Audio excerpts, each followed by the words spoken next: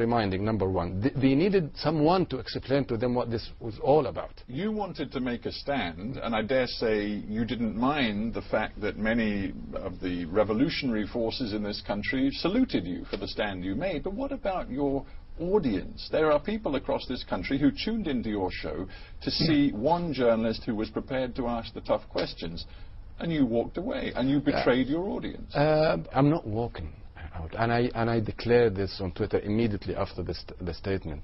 I'm not walking away from the square, from the field. I'm making a stand, and I'm coming back.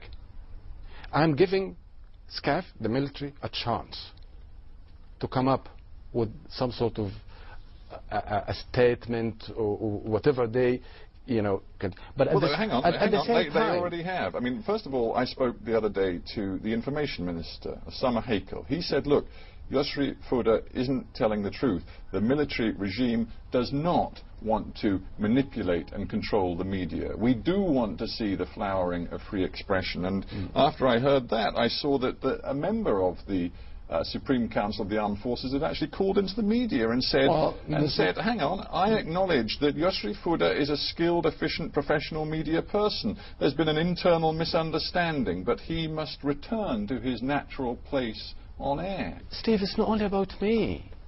I did this for the whole atmosphere to, you know, begin to change at least and appreciate why am I doing this.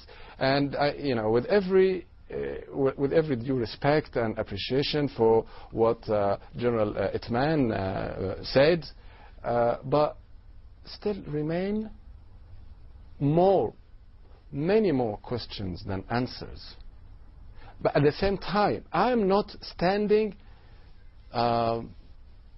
doing nothing. I am joining a few of my colleagues who believe in the freedom of press. Well, I want to ask you about that, because I began this interview by asking you whether now you feel you were somewhat naive at the beginning of this revolutionary period. And naivety is a point that I come back to, because now you say you want to found a new independent television network, something Egypt's never seen before, not run by big businessmen, not run by the state, but truly owned by the people. Owned by the people. How can that possibly happen? Everything starts with a dream, a little dream, and I hope that at least people in power realize that there is a third way. I don't want them to think that this is the end of it. I don't want them to think that we can take it lying down. You talk with great passion about the new independent journalism you want to see in this country, but isn't it true that maybe nations get the journalism and the journalists they deserve? And right now, right here in Egypt, there is substantial evidence that many journalists are themselves stuck in an old way of thinking. And perhaps we saw that best at Egypt State TV, the way they reported the Maspira, the way they said that Copts were attacking the army, that 3 soldiers had been killed by violent Coptic crowds. But I just wonder whether you believe the state media in this country has to be completely dismantled after that recent incident and the way that state TV reported it. This is what one journalist inside state television, Dina Rasmi, this is what she said. She said she was ashamed now of working for the state media. She said that it had proven itself to be a slave for whoever rules Egypt. If that is the case, does it need to be utterly dismantled? It's not our... Remember, this is a revolution. A revolution, I believe, did happen in Egypt, but there is one very crucial fact. The revolutionary forces were never allowed to rule. So if something goes wrong now, it's not the fault of the revolution. It's the fault of whoever, you know, was in control and still in control of the country. So I'm not going to throw the blame on my colleagues inside Maspero. I believe that the vast majority of them are victims. They just can't do it. But I do blame some of them sometimes when they have the chance to make a stance and they choose not to. Okay, that's why. I mean, I'm not going to blame someone who has a family to raise, that they should come out and say, everybody does whatever they can do. I just wonder whether you and other journalists, liberals, revolutionaries, maybe we can call them, who are the kinds of people who've been in Tahrir Square, who continue the protests, whether you are in some ways disconnected from ordinary Egyptians, maybe the fellaheen, the rural workers who populate this country, live on low wages, and who it seems now just want this country to return to stability, Yes. to peace, to normality. Do you think they really care about your stand for independent journalism? I think they do, and they have already shown this since January.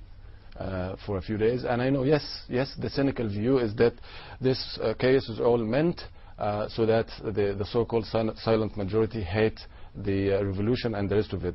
It just means that we need to be a little bit more patient and to explain to them what actually is taking place. And my whole program was actually all about this, trying to explain to people, give them the other narrative of and the story. You really believe that the messages you were sending out, the sort of Egypt you believe in, connects with those Egyptians who perhaps do not have your education, your economic advantages, your social status. You think you can reach them? You know, the revolution came raising 3 words: freedom, dignity, social justice. When I compare now after 5 months, what is it that we have achieved so far? Almost nothing. Almost nothing. What a very bleak conclusion. Well, I have to be pragmatic. Yes, we've gotten rid of Mubarak, Gamal Mubarak, their cronies, and we try to do, 1 or 2 things here and there. But I look at the country now, and I look at what happened in Tunisia, and I see more of what we call the fulul, the main core of the. I can't even call it ex-regime, but because the regime is still very much with us, and it's not actually like what some people say now, that is they are trying to reproduce the old regime. I think it's all about preserving the regime, because the regime never went away. So you're saying there was no revolution? No, there was a revolution. I'm so proud that the people, just to come out and express what you actually feel about your country, and you try to do something about it, and at a certain point of time you topple the head of the state, in itself is a big. And revolutions actually take years and years to happen, and I think more people now realize this, and more people are prepared to be a little bit more patient. I just want SCAF to realize this, that they are now in charge of a country in transition. Let me ask you a personal question.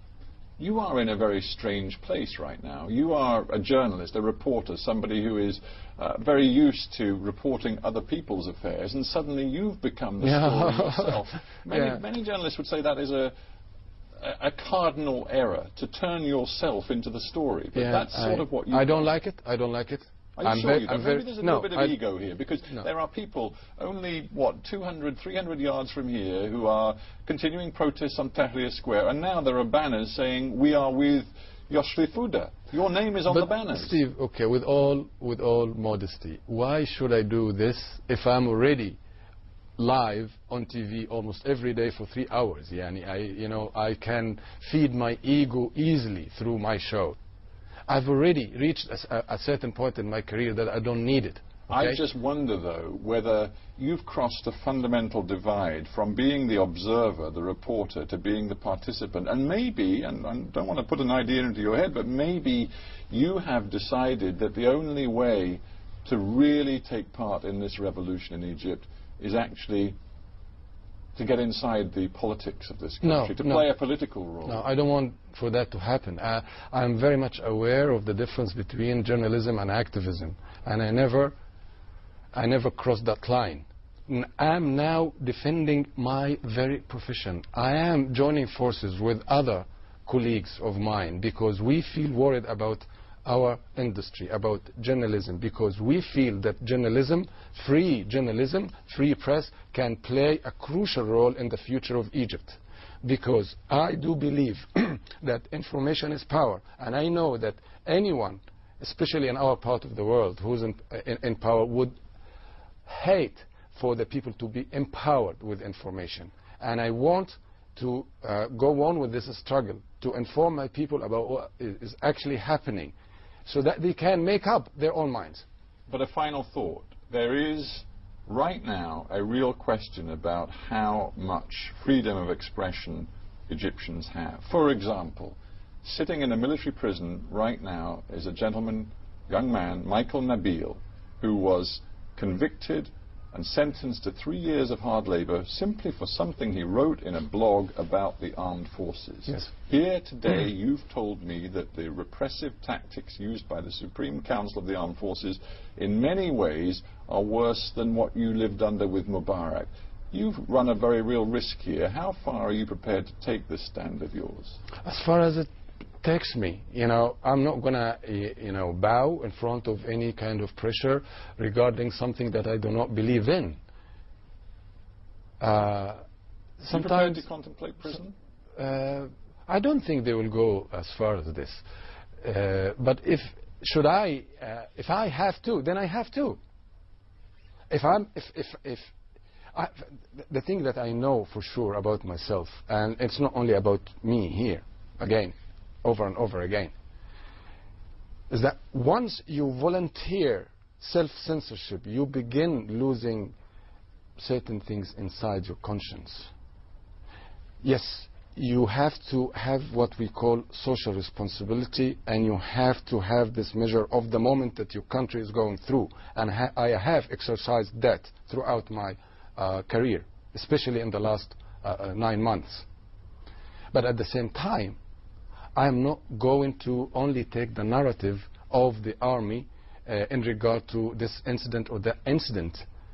If I knew that there was another narrative, that it is my duty towards my country, including the military. This is the point, including the military, because I do believe that I help the military help themselves through knowing the other narrative. This is the whole point. This is why I believe it's not a zero-sum game. This is why I believe, please, do not waste your time and ours. The whole world is over this years and years ago. We belong to a different age now. I can launch my own channel from my bedroom. I can go back to London, or go to Doha, or to Dubai, or to Cyprus, or wherever, and still tackle the same issues, and maybe in a harsher way. I do not want for this to happen. So, in a word, your message to them, to the military rulers of this country, is you're going nowhere. I'm staying. This is my country, and I'm so proud that I was here at the right moment, in the right place, and I'm so proud and thankful that I had the chance to play a bit of a role in what's been happening. I'm not going anywhere. I'm staying here. I will go back to my program, but things that have been happening over the last few months are not very promising. We deserve much better than this. Yosri Fouda, thank you for being on Hard Talk. Thank you, Steve. Thank you very much indeed. Thank you.